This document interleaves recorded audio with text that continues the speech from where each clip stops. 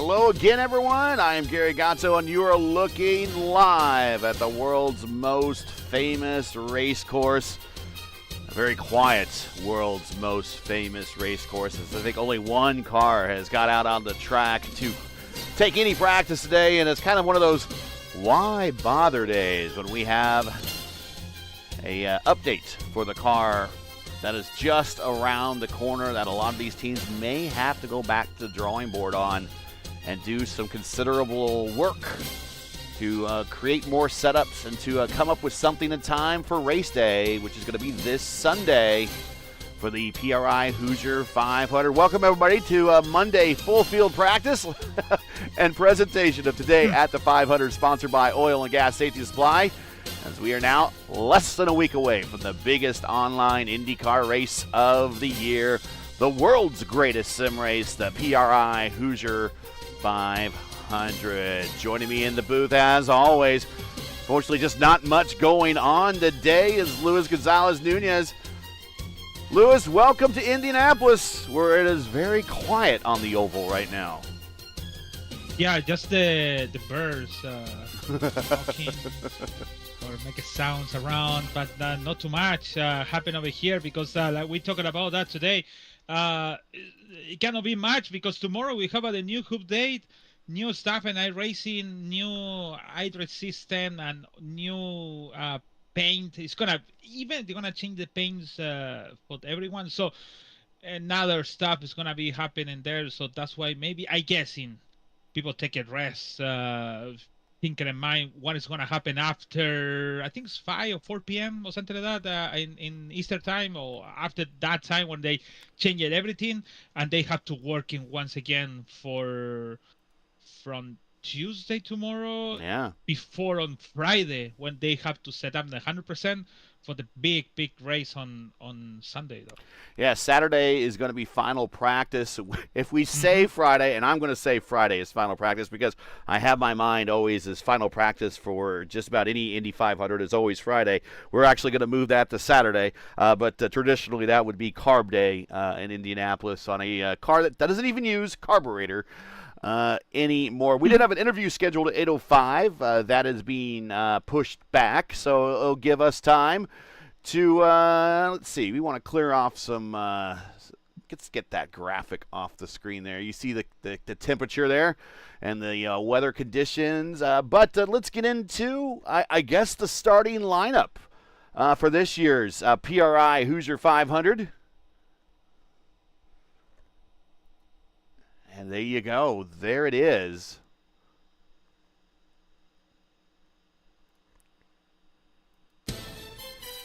And on the pole, and this should be no surprise, row 1 is all Power Slide. Team Power Slide, private label Team Hype combination team there.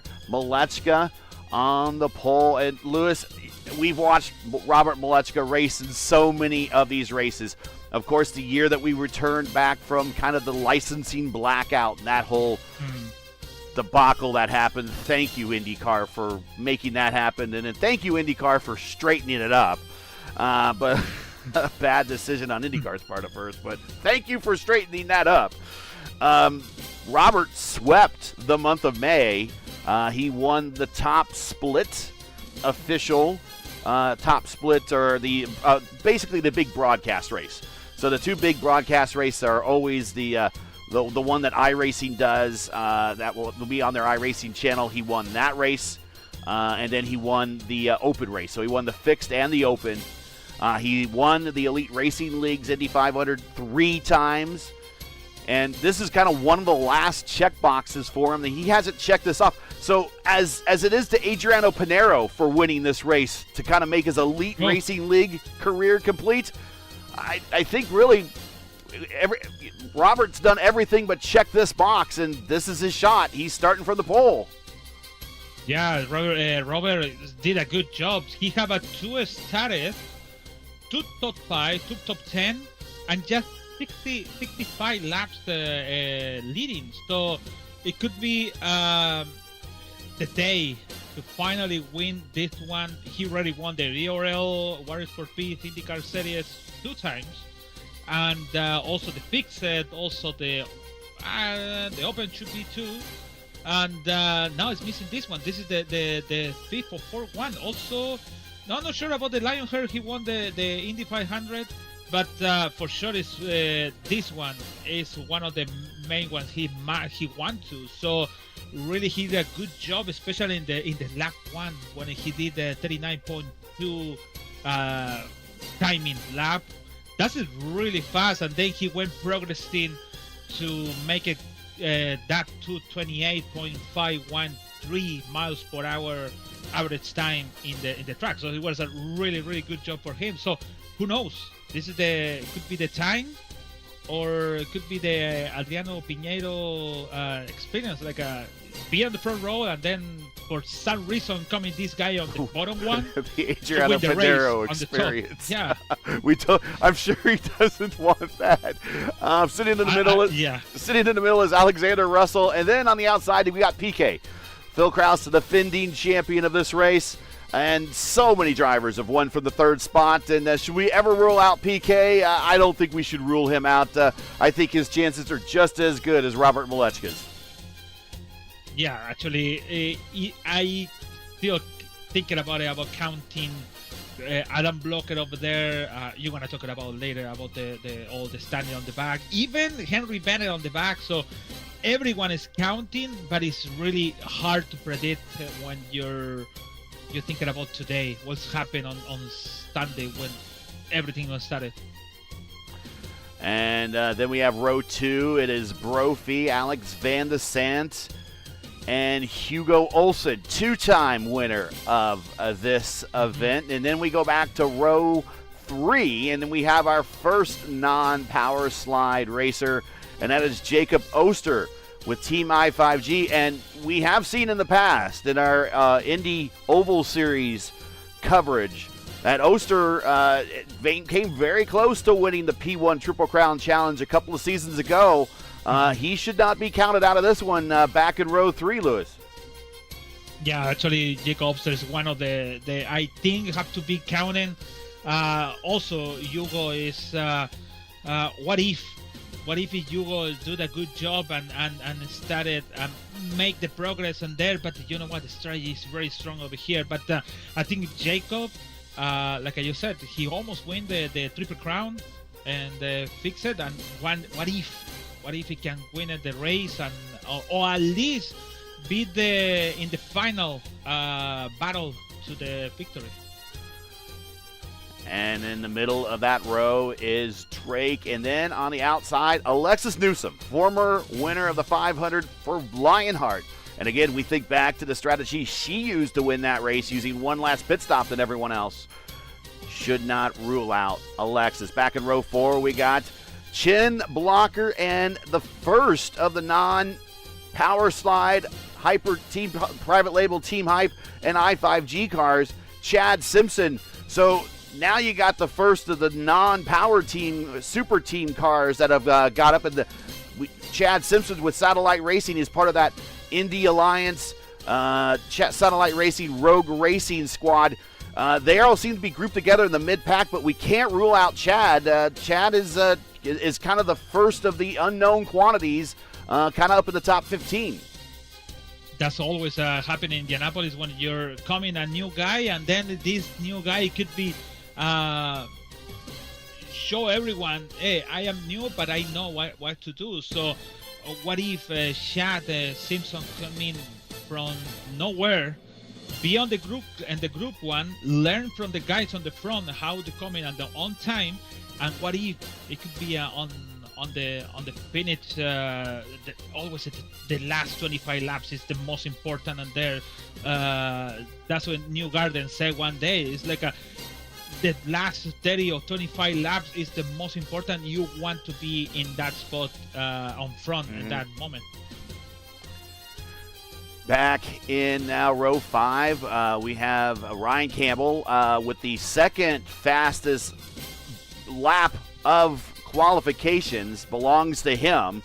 Then we got Christian Steele in the middle and Matt Taylor with Mad Works Racing on the outside. Then we go back to row 6. We got AJ Musselman Andrew Marquez and Brendan Lichtenberg, the hyperstar, is on the outside there. Now we go back to row 7. It's Rashad Craig. And this is basically a whole alliance row right here. This is Rashad Craig with Indy Alliance, Blaze Andrich with Rogue Racing, and Seb Alexander, your champion and your reigning now champion of the Indy Oval Series. He's starting back in the 21st position. And remember, he started 33rd here for the Elite Racing League's Indy 500. And really, when the time was about ready for him to go racing, unfortunately got caught up in an incident. He was in the right spot the right spot, but at the wrong time, up at the front of the pack when he got kind of caught up in a late race incident. But he was in the running for that race, albeit it's a slightly different type of race, a fixed setup race versus open setup. But I'm going to say that Seb's on a bit of a hot run right now. Yeah, we was talking about him. You always said that. What if in some point, how many races he did and finished second, third, and even close to winning the race, and then again. So I always said it's gonna be uncommon at one point. He won the last race in the iRacing Indianapolis, iRacing Super Speedway, and because that race he clinched the championship by 7 points ahead on Clendy. So what if it could be finally the last thing for the 2025 season or 2025 year for him, to winning one of the most important races on the year. And we move back to, let's see, row 8, where we have Freckleton, Ty Quilla, and Casey Povalones. Then we have row 9 with Clindy, Ricky Paz, and Henry Bennett. That's going to be an interesting one to watch. Henry come for deep in the field there back in row 9. If anyone could come back from the back of the pack, if it's not Seb, if it's not Clindy, it's definitely going to be Henry Bennett, don't you think? For sure. One of them. I don't want to say my nemesis, but the guy's super nice. I always, we talk about when I was racing together in the fixed series, and he beat me for, I think, some 60 or a little more points in the fixed series, not the oval series. At that time, I already have my thought also too for him to what if, but it also too it's very tough. They have people he never racing together.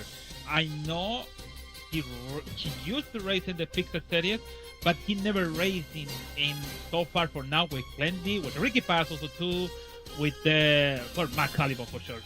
But mostly people around over here. Kind of my doubt about if he knows. So it's gonna be a good experience for Henry starting for 27. And see if he can survive the first 100 laps for sure. Yeah, you definitely need to survive that start in the early stages. And then the first of our surprise qualifiers, Nick Lucci back in the 28th starting position back in row 10, along with Matt Hollenball and Brian Carey. And then we go to row 11 with the second of the surprise qualifiers, Jacob Bradley, Lucas Lodato, and surviving on the bubble. And surviving into race day with 40 Racewares, Chris Fowler starting 33rd.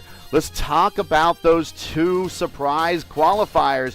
They might not like the example that I'm kind of giving, but if you go back and watch a movie, and they're from the Sim Racing Club at Purdue, but if you go back and watch a movie called Breaking Away, it's a cycling movie about the Little 500 race, which has roots with the 500 here, but the Little 500 down in Bloomington at IU, which is Purdue's arch rival. But these guys are very much the Cutters from that movie. The Cutters was an independent squad made up of just non-sorority, non-fraternity, non-residence hall people. They were just people that went to the school that didn't belong in it, but wanted to participate, and they got in there and they did well. They won. In fact, I don't want to give away the movie, but if you know any good sports movie, you always know there's a happy ending there at the end. So, but these are very much the Cutters of this particular starting lineup. They're starting deep in the field, but all it takes is we They execute on the right track position strategy. They catch the caution at the right time. There's a big wreck in the mid-pack, and then all of a sudden, these guys are up in the top 15, and they got in this field without working with anybody else. Lewis, that makes the most amazing thing. They weren't working with another team. They weren't getting any help. They developed that setup to get into this field on their own.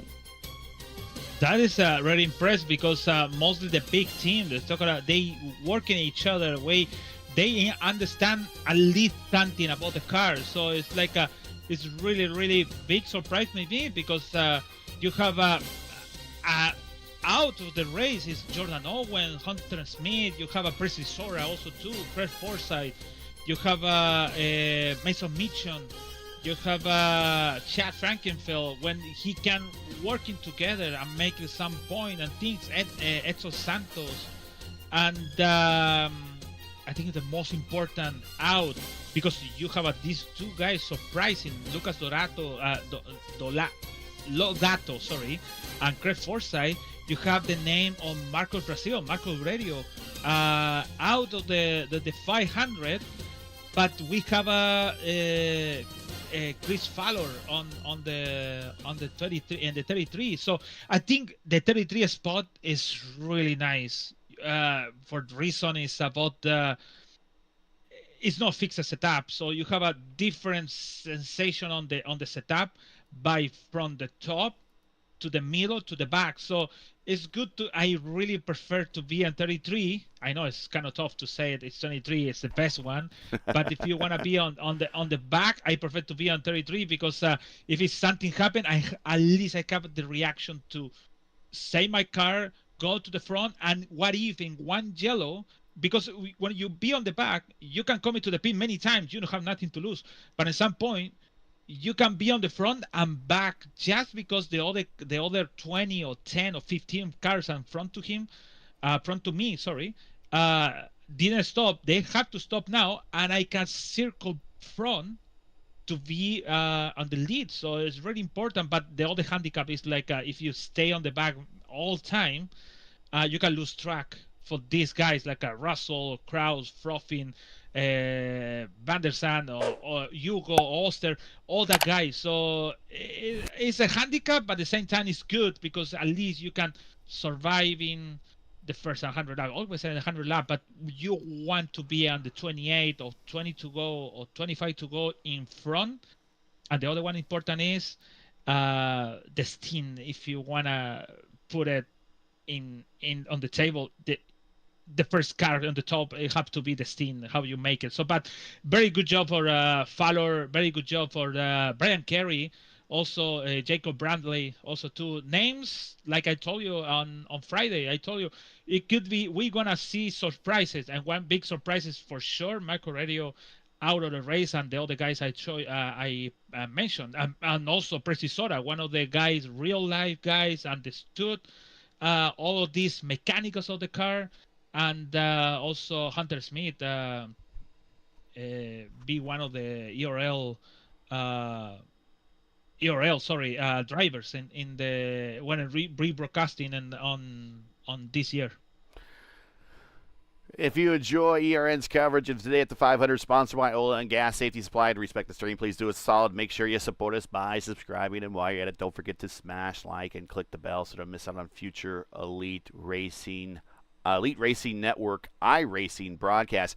And yes, the pressure was real to get into this race. Brian Carey with the walk-off qualification run.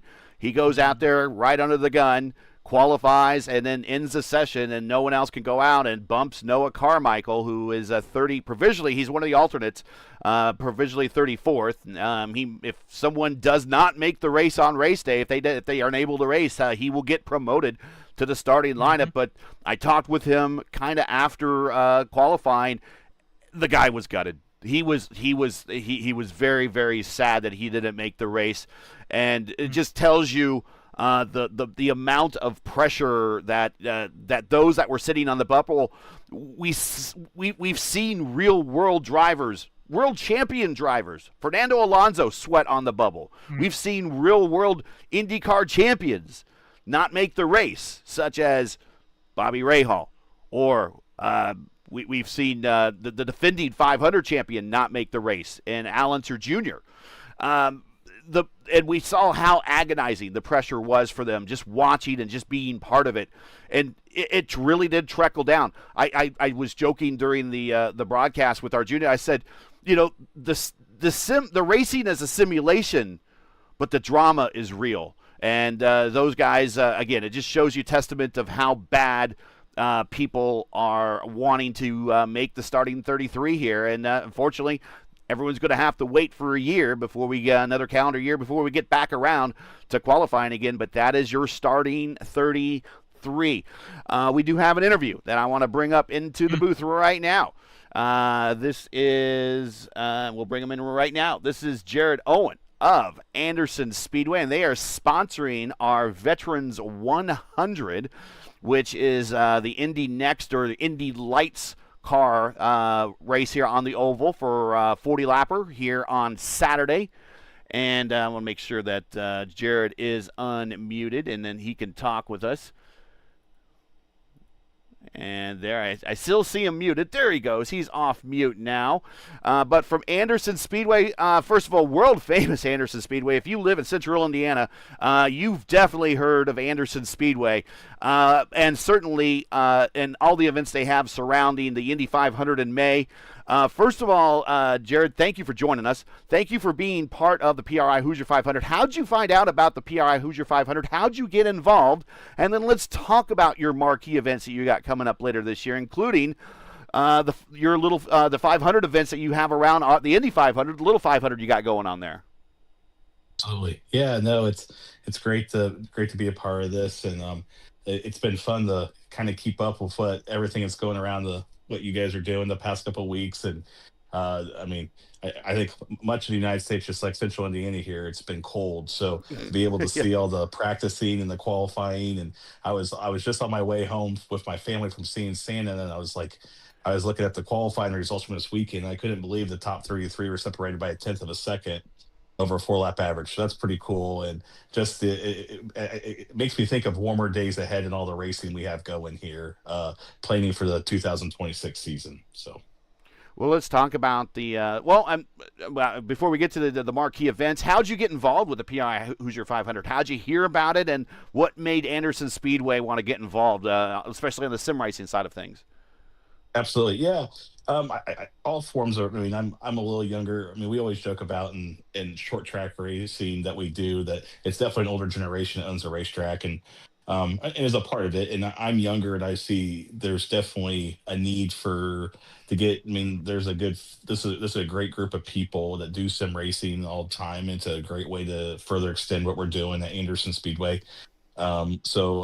So iRacing is actually scanned Anderson Speedway a couple years ago, and hopefully at some point we can get them to add it so people can race at the track. But it's definitely something important to us. And so I've known Tanner for 4 or 5 years, and Tanner Watkins, I know part of it. He reached out and said, "Hey, would you guys be interested in doing this?" And I sat and talked with the group, with him.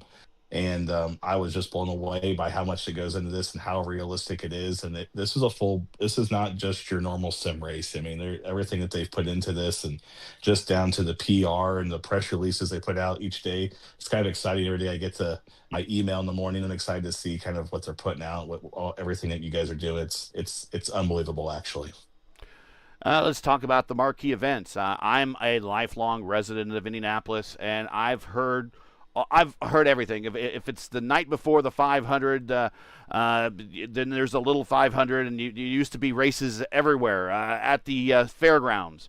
There used to be races at, and now there's Lucas Oil Raceway has races. But Anderson is a big part of that tradition too. And let's talk about your big marquee event that you have on 500 week there. Talk about the event, where I can get tickets, and about the overall history of the event, and maybe some of the famous racers that have participated in it. Absolutely. Yeah. So this coming year, we're coming up on the 78th running of the Unified Group Services Little 500. So we are really excited. So it's been a long-standing race, just like the Indianapolis 500. So it's always ran the Saturday night before the race, so Memorial Day weekend. So this year it'll be May 23rd. So the earliest possible it can ever be ran.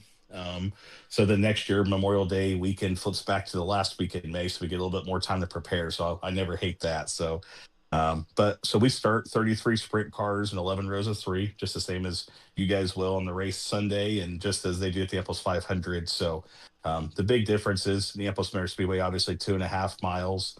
And realistically flat. Now there is a little banking there, but Right. Anderson Speedway is a quarter mile and 18 degrees of banking. So we always say there's not a bad seat in the house. There's anywhere you sit, you can see the entire track. And oh yeah, we do live pit stops on cars that aren't supposed to do live pit stops in the figure eight part of the track in the middle. So it's controlled chaos.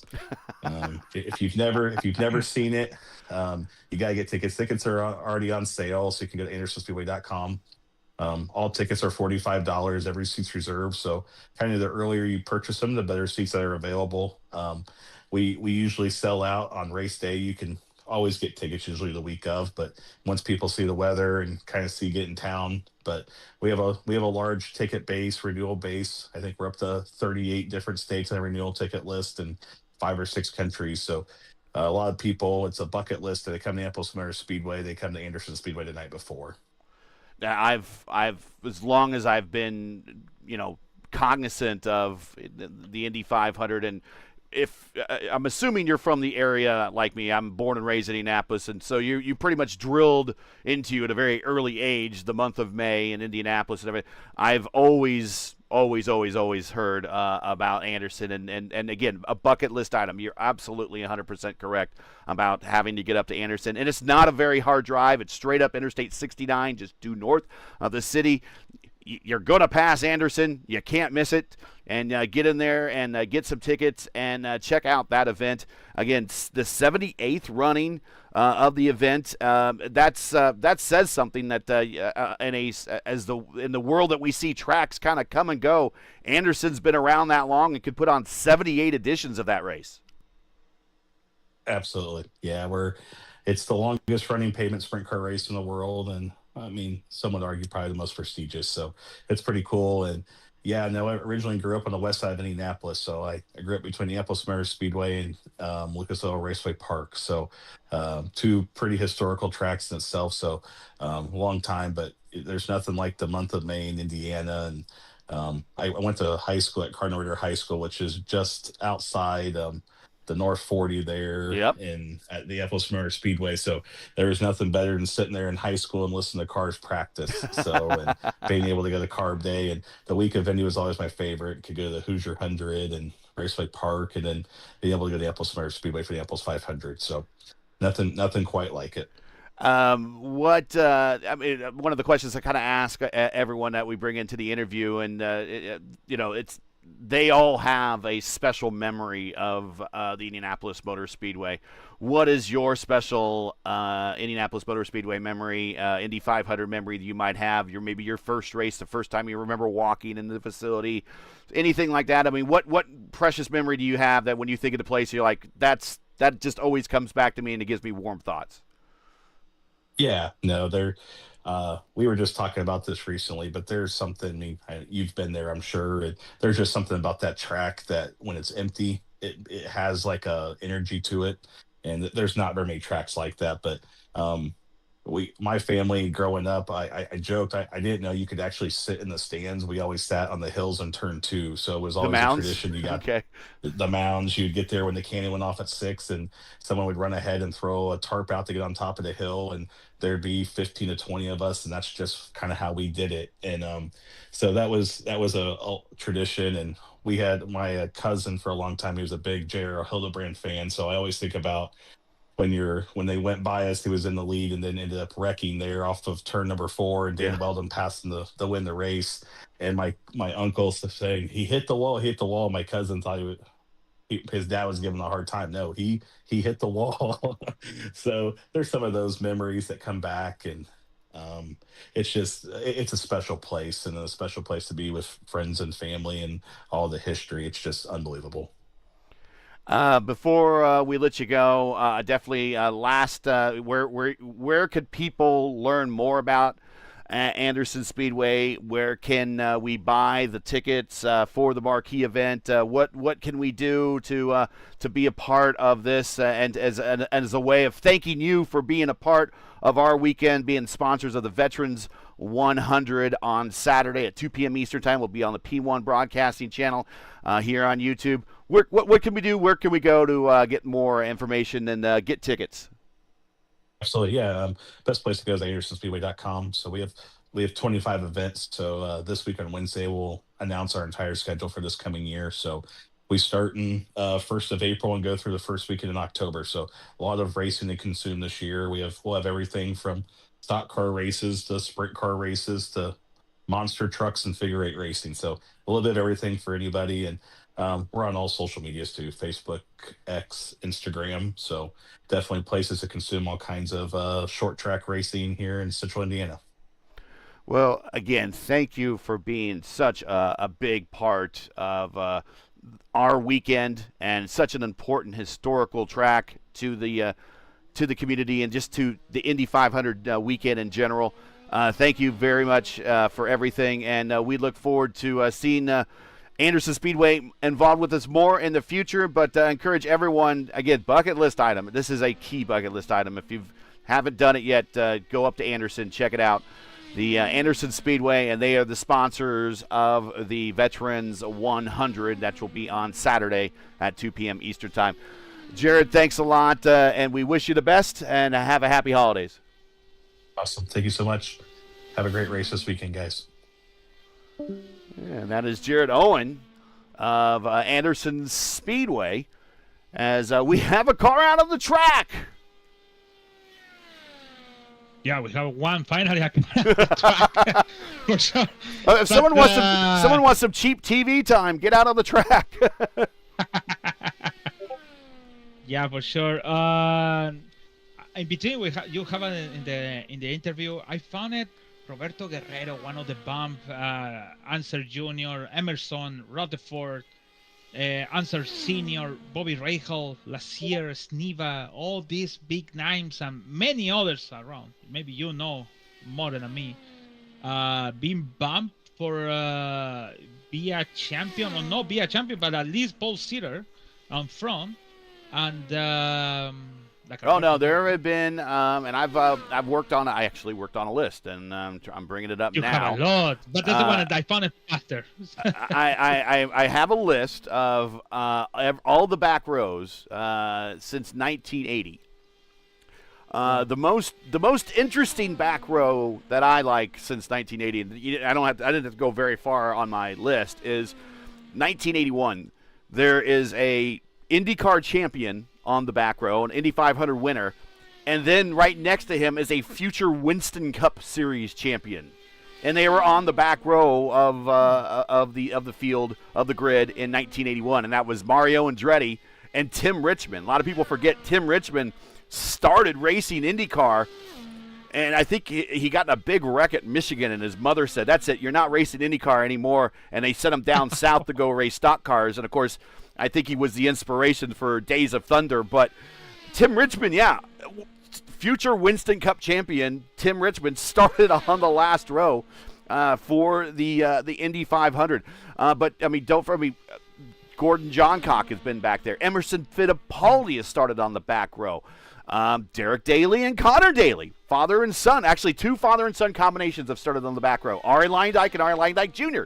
have been on the back row. But don't forget, Joseph Newgarden, defending champion because of the penalty. He had to start on the back row last year.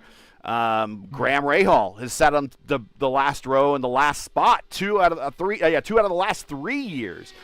Sage Karam was on the last row 3 years in a row. He sat on the last row for four. He's been on the last row 4 times since 1980, and he's actually tied with Buddy Lazier about the most last row appearances. But there's nothing to be ashamed of being on the last row for the Indy 500. The only thing that is against you is math and statistics.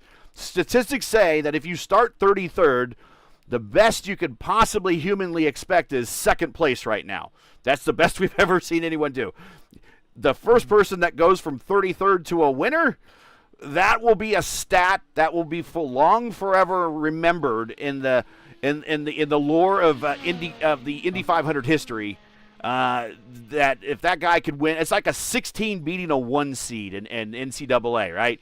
In the NCAA basketball, that's kind of what that it would be like if someone were to win from 33rd starting position. And unfortunately, that's going to be Chris Fowler for this weekend's race, but. We talk about the farthest back that someone's come back to win, and that's the 28 starting spot. And we saw, you and I, Lewis, in a caution-free race, albeit a fixed setup race, for the Elite Racing League in 2025A, is Hamilton Akabuizi. He won from the 28 starting spot. So it is possible, if you're really fast and you could really jump a lot of people, and one of the things that they're going to have to work on jumping people are doing some fast pit stops, and we'll see how they translate those fast pit stops into making up positions when we go to the pit stop competition on Saturday. But it is possible to come from deep in the field. Remember, in the Elite Racing League in this year, in this season, in 2025B, remember, Adriano Pinero won at Pocono, which is a 2.5-mile track, is a crown jewel track that typically IndyCar runs on. And he won from the 33rd starting position, but there were 39 cars in that race. But he won from 33rd. So it is possible.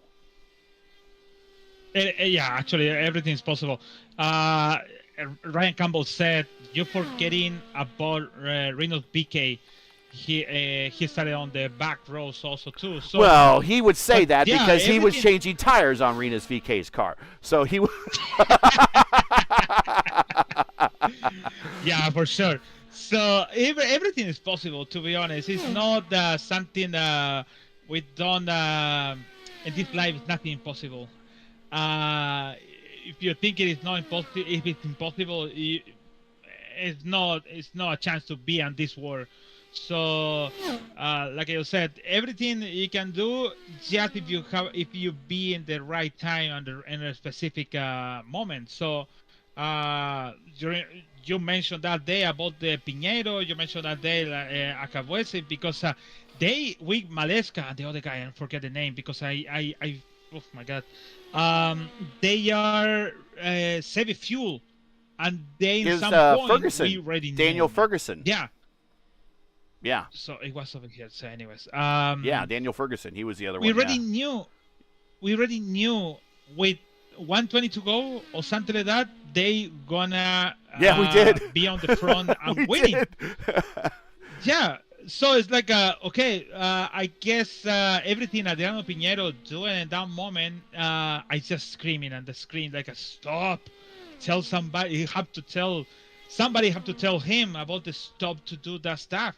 And then at some point, he realized on the end he messed with the strategy, but the people with calm and relax and Save Fuel did a good job on the back, like Maleskan and Akabuizi. It was really almost close racing to the end. So, but what if we have the first race caution in this race? What if we have a free caution today? On next Sunday. It could have been really interesting, but it's going to be really nice to have that stuff. But also, let's mention about the Jacques Villeneuve when he won the race by penalty, coming to 2 laps down. Yeah. And then he won the race because Scott Goodyear made a mistake. So everything could happen in Indianapolis. It's really important about that. So if you believe, it could be a good day.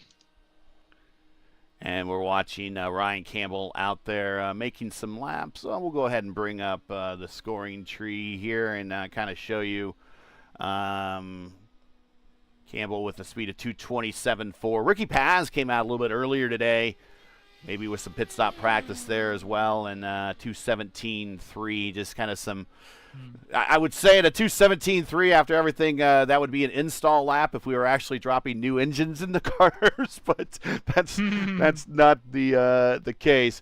But we do have Ryan on the racetrack, and we do have a couple of people in chat. But let's see what else. We should probably give a shout out while we have an opportunity here. We really, really want to thank our sponsors. Let's start with PRI in the performance racing industry. They are going to be starting their show here. We heard all about that last week, and again, want to thank them for being a huge supporter, being the title sponsor of the race. Also want to thank Acres Lawn Services. Jordan Owens didn't make the field, but want to thank him for sponsoring the week of practice. And, Lewis, the week of practice, just about everybody used some time of that week of practice to try to tweak on their setups a little bit. I think that week of practice, I really think if they could do more practice, like a month of December, month of May type thing, I think every driver would probably use it. But really, with this update coming out, I mean, how much more work did you want to put into this car, especially on race day setup, when you know you're not going to be able to use it at all? Oh, you start for zero, basically. Yeah. Yeah, it's like you just make it your set. The last week it was just for qualifying, but this week it's just you have to start for zero for a scratch. I know you have a something, for example, could be Ryan Campbell make a good help for the team because he already knew about the all the stuff. Adam Blocker could be a help for the team because he already knew about the real life. Also, I said for the Ryan Campbell is in the real life, and also Adam Blocker. So passing information like this could be, but not give it the real information. Like this is the real information. You don't want to, but like a Campbell or Blocker. But it's gonna be started for zero, and that's the tough one because the guys, I know the big team is like a let's say like in the American football, the big teams working 24 hours, seven days a week. So this guy have to be like that. You have to work in. They have to work until Friday. When even Saturday, I say Saturday have to be the last. Yeah, the final practice on Saturday. Sunday. Yep. Yeah, but in private, it have to keep going. At least the good thing about this championship. I say championship because it's an Indy 500 champion. You have many practice for 13 hours open practice. So you can come in 5 in the morning or 7 in the morning to make the practice, and then you can come in back and then at this around time to make your last stop. So this is gonna be good thing. So to answer the question is start it for zero and start again. Give me a feedback. Give me this. Give me that. What do you think about this? What do you think?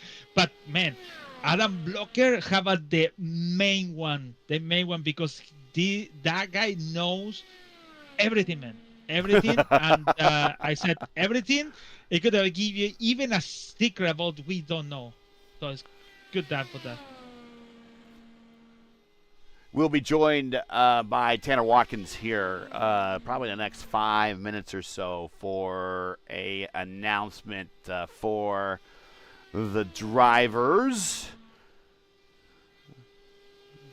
Watching Ryan Campbell just kind of, practice makes perfect. I mean, not much can be accomplished today. I thought a lot of drivers would be in today to kind of practice going out there, turning some fast laps, but not really working on that race setup, but kind of go out there, turn a lap, and then come back in and pit and practice green flag pit stops because we've seen recently the recent trend is, and especially with this experienced field of drivers that we have, I mean, we could pretty much firsthand account for easily 30 of the 33 drivers. Easily, Lewis and I can, from whether it be leagues, officials, racing against them ourselves, easily we can account for every single one pretty much of, and maybe it's more like maybe 29, 28 of the 33 I could definitely speak on. The racecraft of all these drivers is exceptional. And I expect very, very few cautions on race day. To the point that I would dare say we might even go caution-free, and I just jinxed it there, so Arjuna's probably not going to like that. But I just jinxed it. But I would think that green flag pit stops are going to be plentiful on race day. That's just me personally. What do you think? I think it's gonna be for sure. It's gonna be a 1 or 2 yellows for sure. I said that it is kind of true. We cannot have a yellow in one race, at least one. But it's true. All of the names you have in the standings, even without in the standing in the grid, they be around in the league and mostly winning, mostly at least winning a race, champion, multi, double, triple, and it's really a big field. I really wondering what is gonna be the straight field that day. It's gonna be a highest. So, but to be honest, the grid is really strong. But like I said, jinx this because it's gonna be like that. Last time, actually, that day on 2025A, we say something, but it never happened. It never happened. It never happened. And then at some point we said, "Oh, it's 15 to go. Oh, next stop, whatever." And then we finished the race without yellow, and it was long, but anyways, it was really short because normally the one Indy 500 it was by far the quickest 500-mile race I've ever done. Yeah. So if one of the Indy 500 is going to be over the 3 hours and something else, and but that race was 2 hours and 20 minutes or 25 minutes, so it was really short. So I don't know. I said the big surprise for me because I start to see him is Ricky Paz, the Mexican guy. Really started just for now start to in the orbital ball, all of this stuff in the body series, and the other guys, man, is just regulars basically in these kind of big events. All right, and I see Tanner Watkins. Will bring him in. Here is Tanner Watkins joining us into the broadcast booth here for an announcement. Kind of a quiet day here on the virtual Brickyard, Tanner. To be expected, we're now kind of hours away from the next update, and I suspect everyone will get working in earnest come tomorrow morning. But I suspect that your announcement has a little bit to do with kind of the update of the car. Yeah, no, totally. It's obviously a quiet day at the Speedway. It's good to see somebody making laps right now. Ryan Campbell and Ricky. I can have them stop and make donuts for you if you want me to. Yeah, I don't know about that, but it is good to see them making some laps out there. But obviously, we probably expected this to be a light day coming into the weekend. Even we knew Monday probably wasn't going to be very busy with the hybrid coming on Tuesday, and certainly that in its own right isn't ideal for the event. We would rather the whole event come and go without that, and then maybe we give these teams a full year to work out the hybrid stuff. But trying to make the most out of the situation, we talked with a few members of the community, and a lot of people feel it would be valuable to have an additional practice session in between race weekend and today standing on Monday. Wow. So looked at the schedule. We are going to add an additional full day practice session on Thursday. So Tuesday, tomorrow, there'll be a small practice session for the Veterans 100.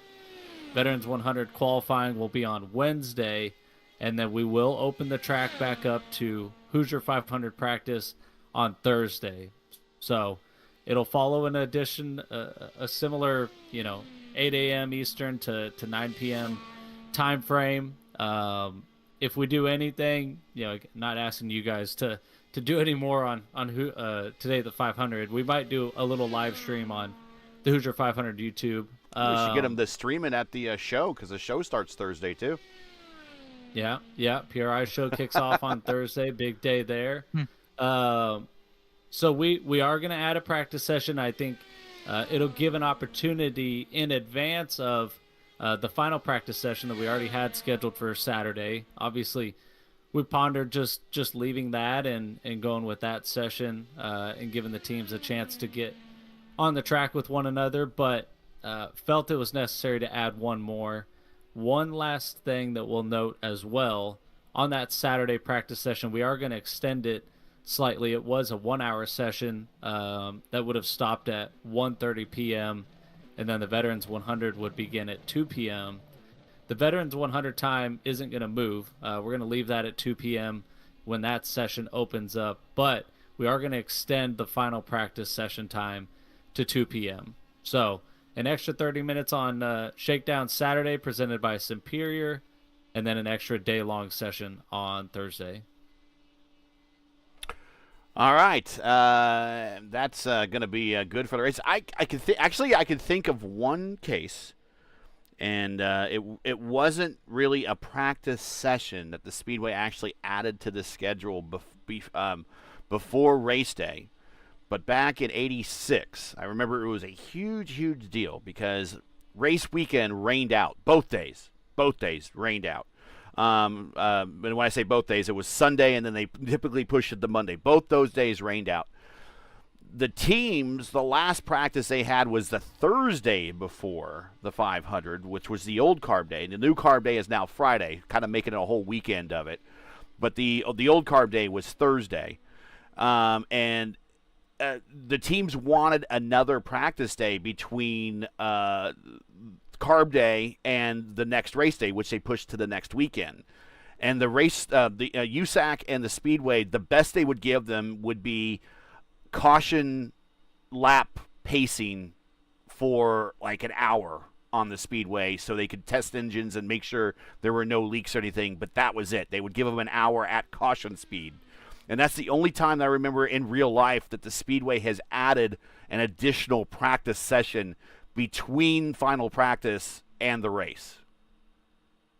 Yeah, very interesting. It's certainly unprecedented times for us here. I mean, I'm excited to see what the hybrid does. I think we're all probably a little gun shy relative to, some of the things that we've seen, particularly in race mode for real life. I think it added a lot of benefit and some speed benefits to qualifications that I would have liked to have seen us have the chance at, and maybe next year's Hoosier 500 field average is quicker with the hybrid and a year under our belt.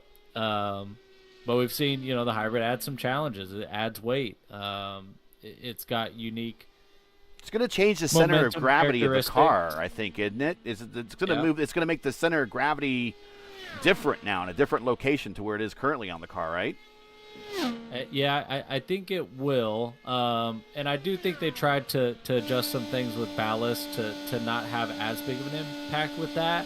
But it certainly will have an impact. And I think we talked sometime late last week about, what are some of the larger changes we've had on the car in the last handful of years. And the aero screen was a big one as well. And that definitely changed the center of gravity and where the gravity was not just laterally, but vertically on the car. Mm-hmm. That really made a huge difference. And since I've been on the sim back to 2015, has been the biggest swing that the car has taken. And it changed the way I drive the car today.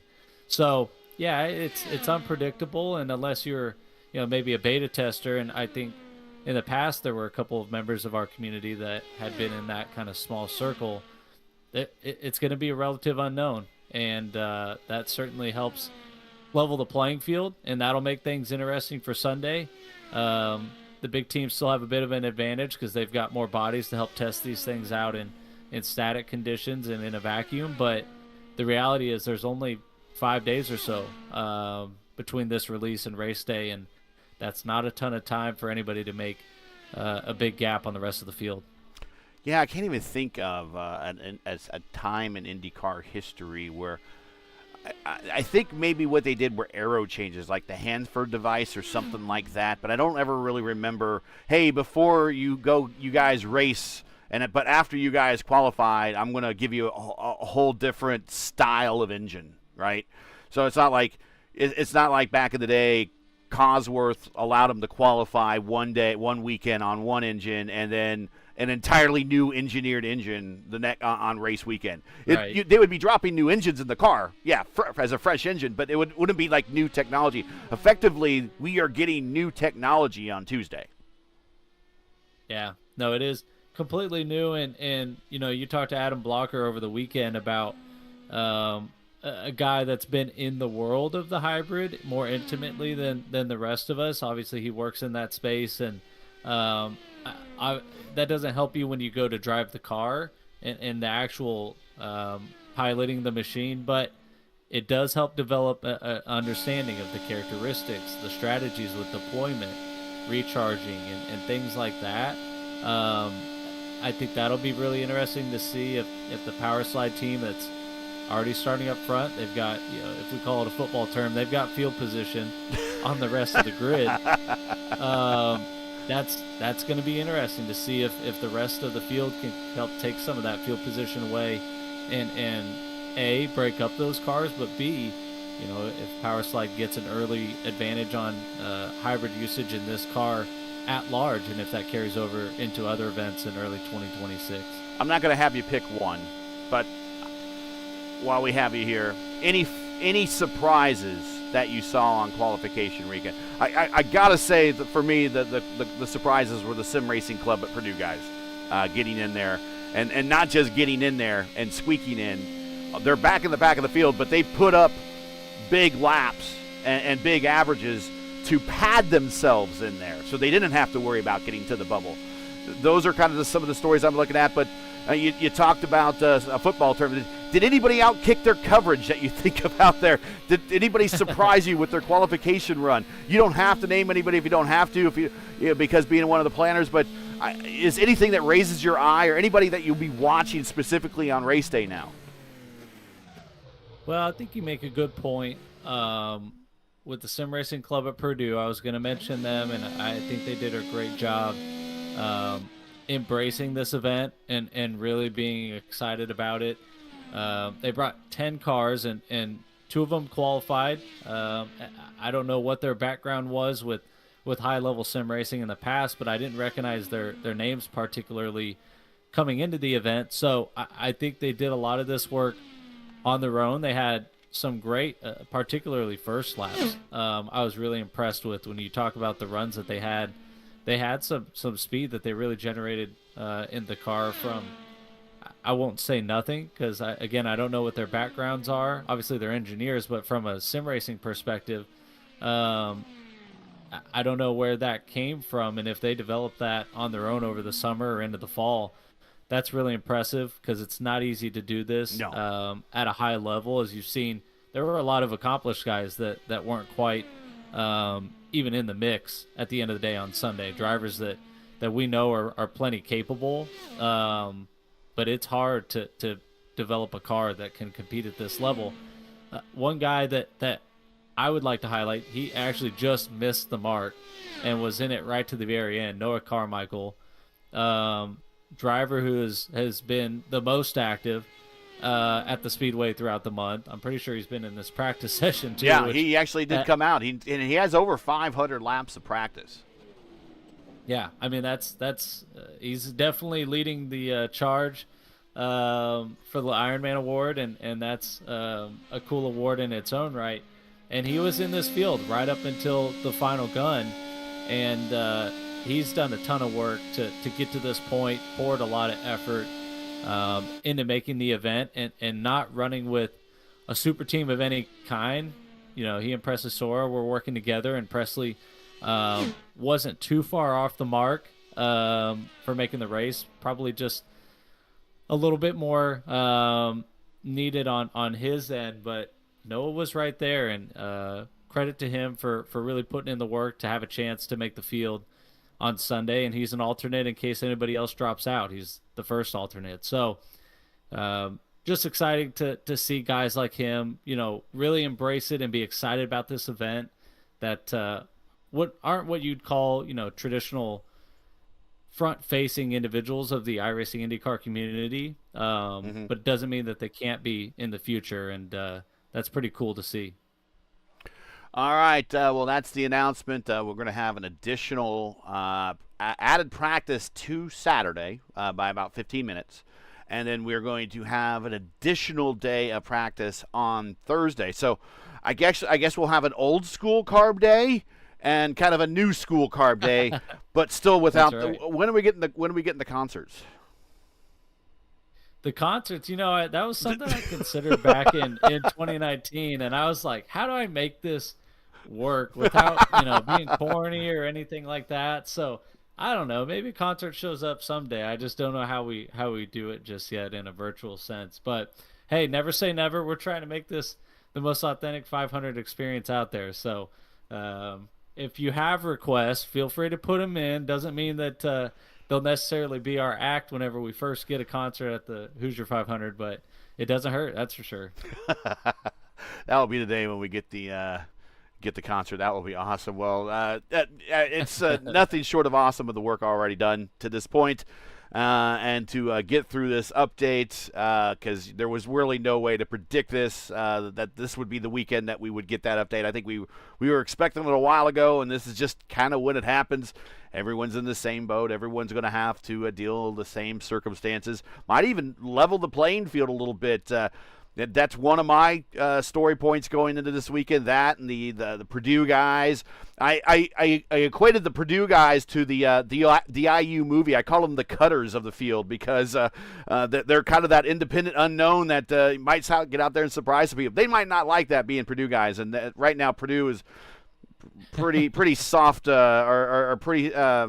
It stings a little bit when he's talking anything about Indiana around Purdue right now. So we might not like that, but go watch the movie first of all. That might be a good comparison. But the other story point we talked about is Robert Malecha kind of getting that last checkbox in the career. He's got the fixed and the open big broadcast wins. Now he needs to get this one. A couple of other drivers need that same checkbox. I think we talked to Adam. He needs one of that as well. So there's quite a few other drivers out there with the story points. So we'll get more into the story points getting closer to race weekend. But those are the big 3 or 4 that I can think of off the top of my head. But we got an extra day of practice on Thursday, and now we have an extra 15 minutes of practice on Saturday just prior to the Veterans 100 and the pit stop competition, which will be my first time watching that and doing that. That'll be interesting. So thank you very much, Tanner. We will catch you later, I'm sure. I'm sure we'll probably catch you somewhere around either Shakedown Saturday or sometime on race day. But again, thanks for all your work, and we're glad you still have a voice after that weekend of talking endlessly into a microphone and then typing numbers into a spreadsheet. No, thank you for that. Thank you guys for all the effort that you put in. It's been fun tuning in and getting to listen to you guys chat about the Hoosier 500 and all things sim racing the last week or so. So we really appreciate what you add to the event. It really does make a difference. And the fun's still around the corner with race weekend and seeing how it all plays out. Tanner Watkins, one of the admins, promoters, owners, everything, Mr. Everything here of the PRI Hoosier 500, and he is dropped from the channel. Lewis, final thoughts. I mean, we saw some guys kind of come out here, get some TV time, but not much going on today.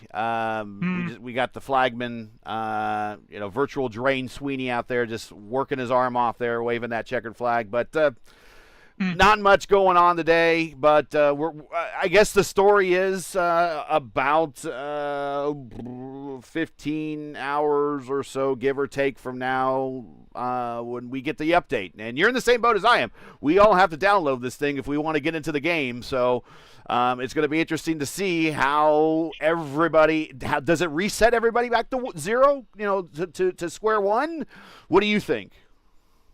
No, I think it's gonna be like a little bit from back zero, maybe 2 or 3% ahead. But like I said, these guys like Blocker and Saint Ryan Campbell knows the stuff. They can help their own team or maybe the some friends they have over there to at least give you some idea of what is gonna happen with the car signs for tomorrow. So.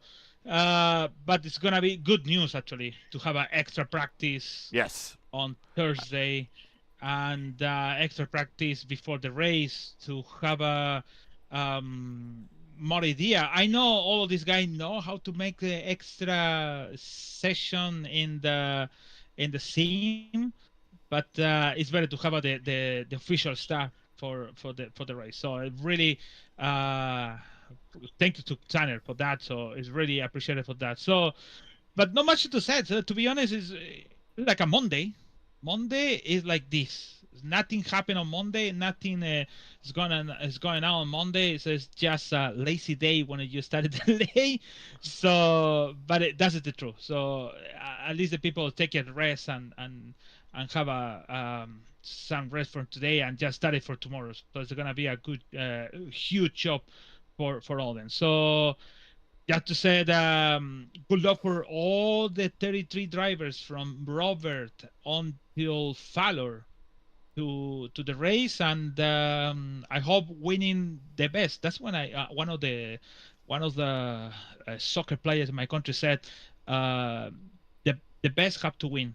So, and I hope winning the best guy in the 33 grid. So, yep, that's it. Thank you so much for Tanner and the Hoosier for having me and this really important stuff. And I hope to see you next year. And to you guys, good luck on Sunday. And actually, good luck for all this weekend because you still want to have a very busy before the start of the season iRacing next week. So, yep, good luck for that. And see you next time for sure. Yeah, and again, just to let everyone know, and I'll talk about it in the outro, January 15th actually will be the next time Lewis and I are together here on the Elite Racing Network for the opener of the 2026A Elite Racing League P1 IndyCar Series. Kicks off its season at Japan, and that's just here in a couple of... Go ahead. Yeah, you got some races coming up. Last one. So this Thursday, at 7:45 p.m. Eastern Time, we have a round 3 and 4 the ERL Indy Light Series. That's the proper name, Indy Light Series. That's why it's better than that. So it's a new Indy Elite Racing League off season on the IndyCar season this year. We have round 3 on Long Beach, and round 4 the same day. It's gonna be on Phoenix Raceway. So all of this broadcast is gonna be in P1. So don't forget. 7:45 Eastern Time on P1 Broadcasting. That's on the 11th. That's later this week. So check out Lewis Thursday as he's learning how to stream. It's a lot harder than it looks. Man, that is hard, and it's like I never think it's gonna be super hard, especially when you're alone and you have to talk, and then you have to keep quiet. And it's like no, I have to keep talking. So it's pretty fun, but at the same time, it's very stressful. And then when you finish that, it's like I did it. And then you're exhausted, and you just want to shut off everything and walk away, and everyone meanwhile wants to talk to you like, yeah, well, I'm so excited, and I'm like, I'm beat. You know what is tough about to say all the last names? Yes. For 36 cars, you say the last name on 33, but thinking about for 30, and it's kind of tough to say. When you're going for the first 10, it's like it's okay, but when you're going for 20, it's like, oh my god, I have to say. And then there's always someone that says, "You said my name wrong," and I'm like, "I didn't mean to say your name wrong on purpose." But yeah, that's the thing. So see you this Thursday 11 at 7:45. All right. Well, before we get out of here, again, here you go. Don't forget, a little less than a week from now, 11 a.m. over on the PRI Performance Racing channel and also on Facebook, PRI Hoosier 500, 11 a.m. Myself, Arjuna, and a host of others that will be bringing you the race will be looking forward to making the call on that. And once again, while we got some time to burn here before I get into the outros and everything, let's review that starting lineup one more time. And here it is. There you go, Molechka, Russell, and Kraus on row 1. Brophy, Van de Sant, Olsen, row 2. Oster, Drake and Newsom, row 3. Chin, Blocker, Simpson on row 4. Campbell, Steele, Taylor on row 5. Musselman, Marquez, and Brendan Lichtenberg on row, let's see, that was going to be 6 there. Then we got Craig, Andrich, Alexander. That's a row to watch right there for sure. A little bit further back in the field on row 7. Then we get Freckleton, Quilla, Provolonis, and row 8. And Clindy. He's a former Oval Series champion. Remember, he had himself a good fixed Indy 500 weekend. He's coming from the deep in the field there in the 9th row. But Clindy, Paz, and then Henry Bennett. We know Henry Bennett can win this thing. And then the first of the independents. But it's from the Sim Racer Club, from the Sim Racing Club at Purdue. It's Nick Lucci. And then we got Hollenball. He can win a 500-mile race. We've seen him win here, also in Indy Oval. And we got Brian Carey, who's got has a wealth of experience, but he's got like the jackpot of all the setups because he's on power slide. So he's got it all right there. He got into the field, remember, with a walk-off qualification run at the right at the gun. At his row 10, and then we got the other sim racer from Purdue, Jacob Bradley. Then we got Lodato, and then Chris Fowler, the Lionheart veteran, sneaks in at 33rd there for 4D Racewear.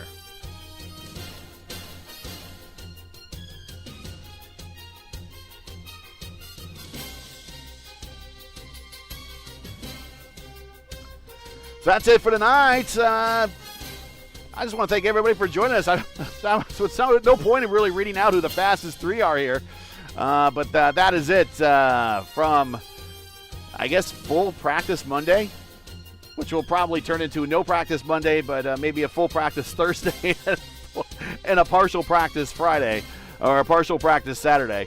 But that's it. Everything was sponsored by Oil and Gas Safety Supply. Join us again tomorrow. Join us again on Saturday over on the P1 channel as we bring you Shakedown Saturday. Coverage starts at 12:30 p.m. Eastern Time, and we start with an hour and 15 minutes of practice. Then we're going to do the Veterans 100, sponsored by Anderson Speedway, and then we're going to do the pit stop competition. And we should be on the air all the way till about 4 o'clock. So 4 hours worth of racing over on P1 this Saturday. Check us out. Now, as you know, the YouTube algorithm game's not an easy one, so please help support ERN with the weekly grind. Leave a comment below. Let us know your thought on today's race or today's coverage, actually. There was no race going on, and if you enjoyed today's coverage, support us by smashing like in the video if you're new. Click subscribe, and while you're at it, hit the bell for weekly reminders to miss out on more of ERN's other iRacing programming, including starts of the 2026A Elite Racing Leagues, P1 IndyCar Series, as the season kicks off and the league kicks off its 13th season with the F5 Challenge Japan Indy 300 for the Oval at Twin Ring Motegi. Coverage starts at 7:45 p.m. Eastern Time right here on the Elite Racing Network on January 15th.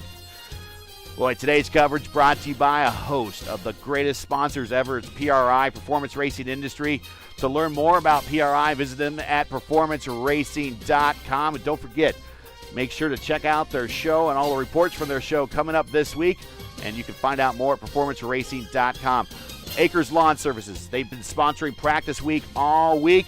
And I want to thank them. Learn more about them at acreslawnservices.com. And, of course, Oil and Gas Safety Supply. They serve workers across Ohio, Pennsylvania, West Virginia with affordable flame-resistant workwear and safety gear. Open 7 days a week. Their expert staff stays ahead of industry regulations to keep you compliant and protected. Visit oilgassafetysupply.com. Then, of course, Swift Penguin Creations. Definitely check them out at swiftpenguincreations.com. They were your sponsor of qualification weekend here at the Brickyard. Also, Superior. We'll actually be talking with Superior here in the near future. They build affordable, reliable sim racing hardware created by racers for racers, passion-driven, gear designed with real-world track experience. Visit Superior.com. Of course, also want to check out the official podcast of the PRI Hoosier 500. It's a new track record podcast. It's a weekly show where Caleb Hatch and Justin Kinney bring you the latest news and rumors on the sport of IndyCar racing, the real-world sport of IndyCar racing.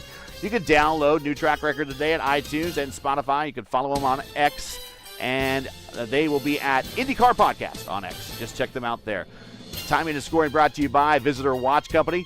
Visitor Watch Company crafts truly original art-driven timepieces from a blank page. Offbeat, distinctive, and instantly familiar.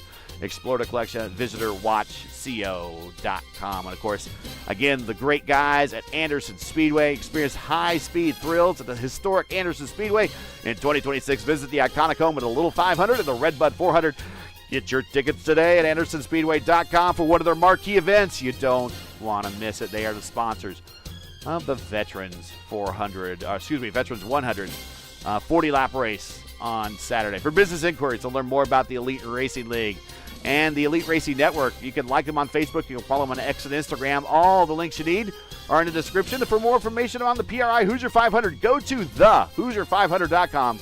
And again, you can find the link in the description. So, for Luis Gonzalez Nunez, everyone here at the Elite Racing League, PRI, Oil and Gas Safety Supply, Acres Lawn Services, the Hoosier 500 event staff, everybody involved in the production. I'm Gary Gatto saying good night and thanks for watching. And to all of our men and women serving in the military and as first responders, Godspeed, God bless, and come home safe. Catch us again Saturday.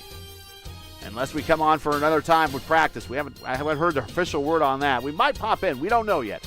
But we're definitely going to be on the air for Saturday practice, 12:30 p.m. Eastern Time on the P1 Network, as we go practicing for the very last time for the PRI Hoosier 500. Good night, everybody.